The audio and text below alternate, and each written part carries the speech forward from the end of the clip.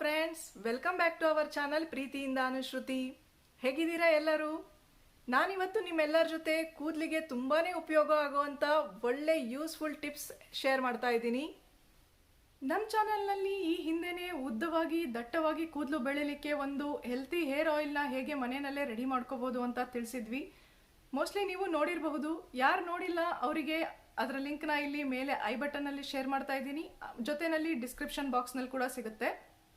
ನಿಮಗೆ ಕೂದಲು ತುಂಬ ಉದುರ್ತಾ ಇದ್ರೆ ಅಥವಾ ಡ್ಯಾಂಡ್ರಫ್ ಆಗಿದ್ರೆ, ಅಲ್ಲದೇನೆ ಬೇಗನೆ ಗ್ರೇ ಆಗ್ತಾ ಇದ್ರೆ ಅಥವಾ ರಫ್ ಆಗಿ ಡ್ರೈ ಆಗಿರೋದಿದ್ರೆ ಈ ಟಿಪ್ಸ್ ತುಂಬಾನೇ ಉಪಯೋಗ ಆಗುತ್ತೆ. ಇದು ತುಂಬಾನೇ ಸಿಂಪಲ್ ಅನ್ಸಿದ್ರು ತುಂಬಾ ಎಫೆಕ್ಟಿವ್ ರಿಸಲ್ಟ್ ಸಿಗುತ್ತೆ. ಬನ್ನಿ ಹಾಗಿದ್ರೆ ಅದಕ್ಕೋಸ್ಕರ ಏನ್ ಬೇಕು ಹಾಗೆ ಏನ್ ಮಾಡಬೇಕು ಅಂತ ನೋಡೋಣ.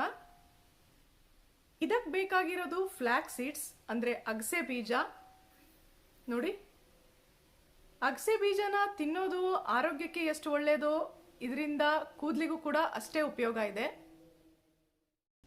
ಮೊದಲಿಗೆ ಒಂದು ಚಿಕ್ಕ ಪಾತ್ರೆಯಲ್ಲಿ 2 ಕಪ್ ನೀರು ಹಾಕಿ ಕುದಿಯೋಕೆ ಬಿಡಬೇಕು. ನೀರು ಕುದಿಯೋಕೆ ಸ್ಟಾರ್ಟ್ ಆದ ನಂತರ ಅದಕ್ಕೆ 2 ಸ್ಪೂನ್ ಅಗಸೆ ಬೀಜ ಹಾಕಬೇಕು. ಅಗಸೆ ಬೀಜ ಹಾಕಿದ ನಂತರ ಮಧ್ಯ ಮಧ್ಯ ಕೈ ಆಡಿಸ್ತಾ 10 ನಿಮಿಷ ಚೆನ್ನಾಗಿ ಕುದಿಸ್ಬೇಕು. ಅದು ಜೆಲ್ ಥರ ಫಾರ್ಮೇಷನ್ ಆಗುತ್ತೆ ಮೇಲ್ಗಡೆ, ಅಲ್ಲಿವರೆಗೂ ಚೆನ್ನಾಗಿ ಕುದಿಸ್ಬೇಕು. ನೋಡಿ, ಈಗ ನೊರೆ ಥರ ಬರ್ತಾ ಇದೆ ಅಲ್ವಾ? ಹೀಗೆ ಇದು ಕುದಿತಾ ಕುದಿತಾ ಜೆಲ್ ಥರ ಫಾರ್ಮೇಷನ್ ಆಗುತ್ತೆ. ನೋಡಿ, ಈಗ ಆಲ್ಮೋಸ್ಟ್ ಆಗಿದೆ. ಈ ಹಂತದಲ್ಲಿ ಗ್ಯಾಸ್ ಆಫ್ ಮಾಡಿ ಇದನ್ನು ಪೂರ್ತಿ ತಣ್ಣಗಾಗಲಿಕ್ಕೆ ಬಿಡಬೇಕು. ಇದು ತಣ್ಣಗಾದ ನಂತರ ಒಂದು ಕ್ಲೀನಾಗಿರೋ ಕರ್ಚೀಫ್ ಅಥವಾ ಇನ್ಯಾವುದೇ ಕ್ಲೀನಾಗಿರೋ ಬಟ್ಟೆನಲ್ಲಿ ಇದನ್ನು ಸೋಸಿಟ್ಕೋಬೇಕು.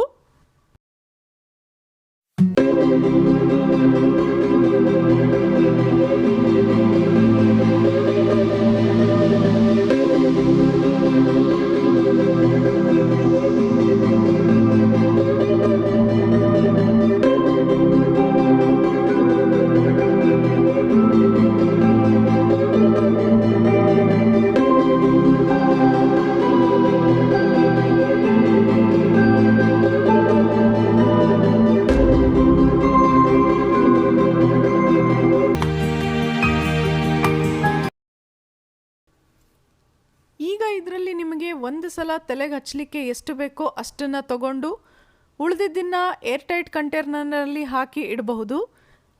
ಮತ್ತೊಮ್ಮೆ ಉಪಯೋಗಿಸ್ಲಿಕ್ಕೆ ಬರುತ್ತೆ ಅಥವಾ ಪ್ರತಿ ಸರ್ತಿ ಫ್ರೆಶ್ ಆಗಿ ಕೂಡ ಮಾಡ್ಕೋಬಹುದು. ಈಗ ಇದಕ್ಕೆ ಸ್ವಲ್ಪ ಕೊಬ್ಬರೆಣ್ಣೆ ಸೇರಿಸ್ಬಿಟ್ಟು ಮಿಕ್ಸ್ ಮಾಡ್ಕೋತಾ ಇದ್ದೀನಿ. ಫ್ಲಾಕ್ಸ್ ಸೀಡ್ಸ್ ಜೆಲ್ ರೆಡಿ ಆಯಿತು. ಈಗ ನೋಡಿ, ಈಗ ರೆಡಿಯಾಗಿದೆ ನಮ್ಮ ಜೆಲ್. ಇದನ್ನೀಗ ಕೈಯಿಂದ ಕೂಡ ಹಚ್ಕೋಬೋದು. ಬೆಟರ್ ಅಂದರೆ ಒಂದು ಹತ್ತಿ ತೊಗೊಂಡ್ಬಿಟ್ಟು ಹೀಗೆ ಡಿಪ್ ಮಾಡಿ ಒಂದು ಕಡೆಯಿಂದ ಹಚ್ಕೋತಾ ಹೋಗಬೇಕು.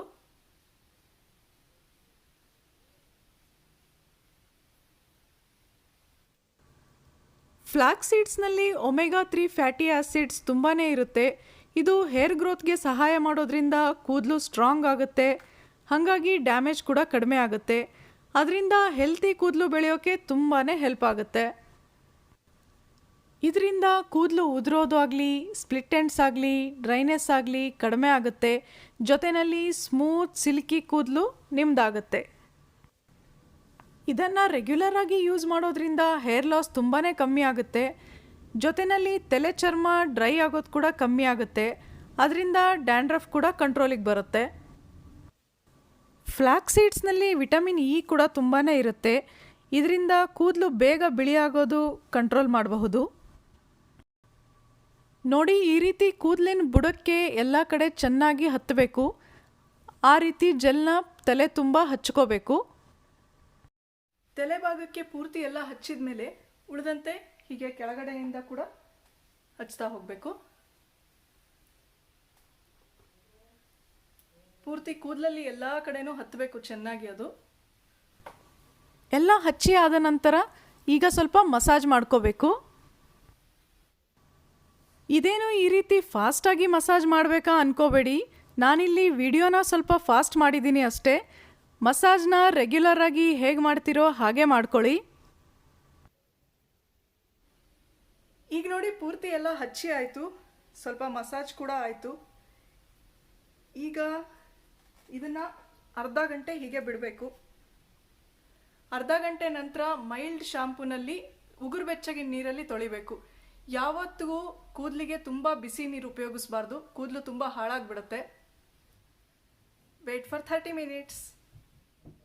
ಅರ್ಧ ಗಂಟೆ ಆಗಿದೆ. ಈಗ ಸ್ವಲ್ಪ ಎಲ್ಲ ಡ್ರೈ ಆಗಿದೆ ತಲೆಗೆ ಹಚ್ಚಿರೋದು. ಈಗ ಇದನ್ನು ಮೈಲ್ಡ್ ಶಾಂಪೂನಲ್ಲಿ ವಾಶ್ ಮಾಡಬೇಕು.